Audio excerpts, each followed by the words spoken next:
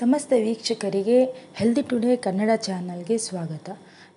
ಇವತ್ತು ನಾನು ನಿಮ್ಮೊಂದಿಗೆ ಬಾಜ್ರಾ ಅಥವಾ ಪರ್ಲ್ ಮಿಲ್ಲೆಟ್ ಏನು ಸಿರಿಧಾನ್ಯ ಇದೆ ಅದರ ಮಸಾಲ ದೋಸೆ ರೆಸಿಪಿಯನ್ನು ಶೇರ್ ಮಾಡಲಿಕ್ಕೆ ಇಷ್ಟಪಡ್ತೇನೆ.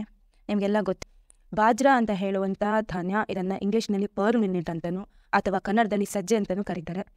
ಈ ಧಾನ್ಯ ತುಂಬಾ ಆರೋಗ್ಯಕರ ಹಾಗೂ ಅದರಲ್ಲಿ ಹೇರಳವಾದ ಪೋಷಕಾಂಶಗಳನ್ನು ಹೊಂದಿರುತ್ತದೆ.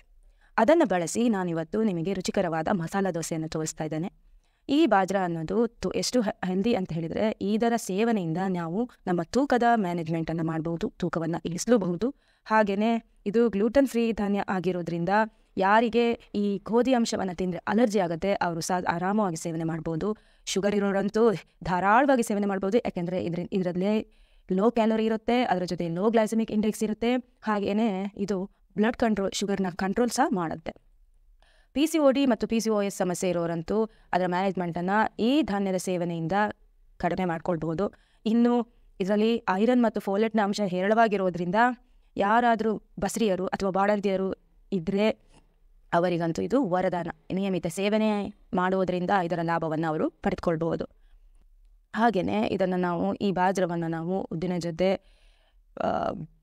ಫರ್ಮೆಂಟ್ ಮಾಡೋದು ಅಂದರೆ ಹುದುಗುವಿಕೆಯಿಂದಾಗಿ ಅದರ ಏನು ಅಂಶ, ಒಳ್ಳೆಯ ಅಂಶ ಇದೆ, ಅದು ನಮ್ಮ ದೇಹ ಚೆನ್ನಾಗಿ ಅದನ್ನು ಅಬ್ಸಾರ್ಬ್ ಮಾಡ್ಕೊಳ್ಳಿಕ್ಕೆ ಅಥವಾ ಅದನ್ನು ಹೀರ್ಕೊಳ್ಳಿಕ್ಕೆ ಸಹಾಯಕಾರಿಯಾಗುತ್ತೆ. ಬನ್ನಿ ನೋಡೋಣ ಹೇಗೆ ಮಾಡೋದು ಈ ರೆಸಿಪಿ. ಇಲ್ಲಿ ನಾನು 2 ಕಪ್ ಆಗುವಷ್ಟು ಬಾಜ್ರಾ ಅಥವಾ ಪರ್ಲ್ ಮಿಲ್ಲೆಟನ್ನು ಚೆನ್ನಾಗಿ ತೊಳ್ಕೊಳ್ತಾ ಇದ್ದೇನೆ.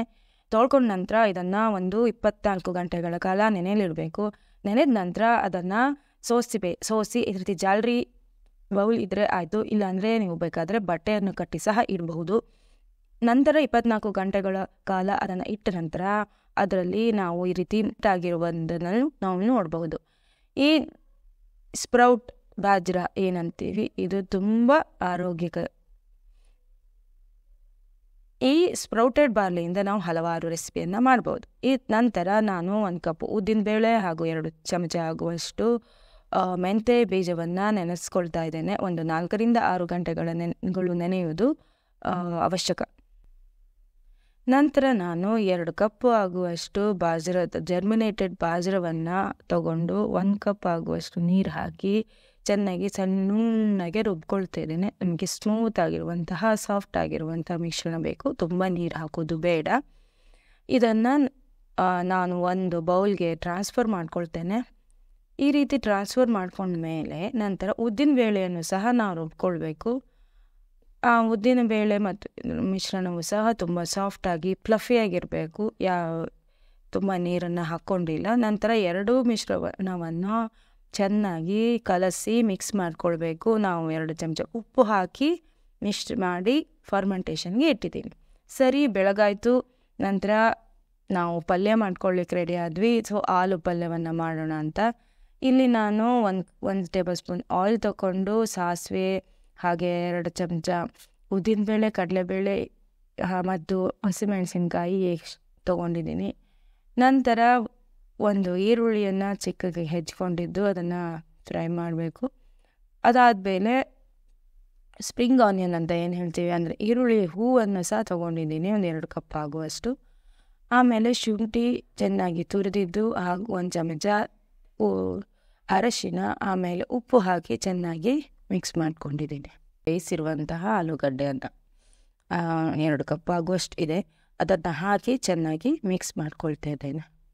ಆಲೂಗಡ್ಡೆಯ ಪಲ್ಯ ರೆಡಿಯಾಗಿದೆ. 7 ರಿಂದ 8 ಗಂಟೆ ಕಾಲ ಫರ್ಮೆಂಟೇಷನ್ ಆಗಿರುವಂತಹ ಹಿಟ್ಟು ಸಹ ರೆಡಿಯಾಗಿದೆ. ನೋಡಿ ಎಷ್ಟು ಚೆನ್ನಾಗಿ ಹುದುಗಿದೆ.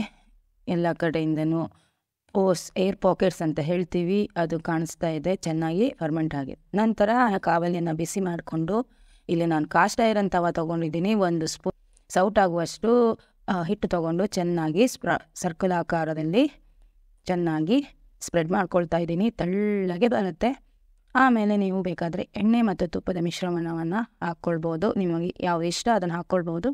ಆಮೇಲೆ ಮುಚ್ಚಿ ಇದನ್ನು ಬೇಯಿಸಬೇಕಾಗತ್ತೆ, ಅದು ಕ್ರಿಸ್ಪಿಯಾಗಿ ಗೋಲ್ಡನ್ ಕಲರ್ ಆಗೋ ತನಕ. ನಂತರ ಅದನ್ನು ಎತ್ತಿ ಅದನ್ನು ತಿರುಗಬೇಕಾಗುತ್ತೆ, ತಿರುವಿ ಸ್ವಲ್ಪ ಬೇಯಿಸಬೇಕು, ಅದು ಸಹ ಗೋಲ್ಡನ್ ಕಲರ್ ಆಗೋ ತನಕ ಬೇಯಿಸ್ಕೊಳ್ಳಿ. ಬೇಯಿಸಿದ ನಂತರ ಅದರ ಮಧ್ಯ ಆಲೂಗಡ್ಡೆ ಪಲ್ಯ ಹಾಕಿ ಅದನ್ನು ರ್ಯಾಪ್ ಮಾಡಿದರೆ ರುಚಿಕರವಾದ ಬಾಜ್ರಾ ಮಸಾಲ ದೋಸೆ ರೆಡಿ ಆಗುತ್ತೆ. ಅದನ್ನು ತುಪ್ಪದೊಂದಿಗೆ ಹಾಗೂ ಕಾಯಿ ಚಟ್ನಿಯೊಂದಿಗೆ ಸವಿಯಲು ಸಿದ್ಧವಾಗಿದೆ. ವೀಕ್ಷಕರೇ, ಆರೋಗ್ಯಕರವಾದ ರುಚಿಕರವಾದ ಬಾಜ್ರಾ ಮಸಾಲ ದೋಸೆ ಅಕ್ಕಿ ಅವಲಕ್ಕಿ ಯಾವುದನ್ನು ಬಳಸದೆ ಮಾಡಬಹುದು. ನಿಮಗೆ ಈ ವಿಡಿಯೋ ಇಷ್ಟ ಆದಲ್ಲಿ ದಯವಿಟ್ಟು ಲೈಕ್ ಮಾಡಿ, ಶೇರ್ ಮಾಡಿ ಮತ್ತು ಕಮೆಂಟ್ ಮಾಡಿ ತಿಳಿಸಿ. Thank you.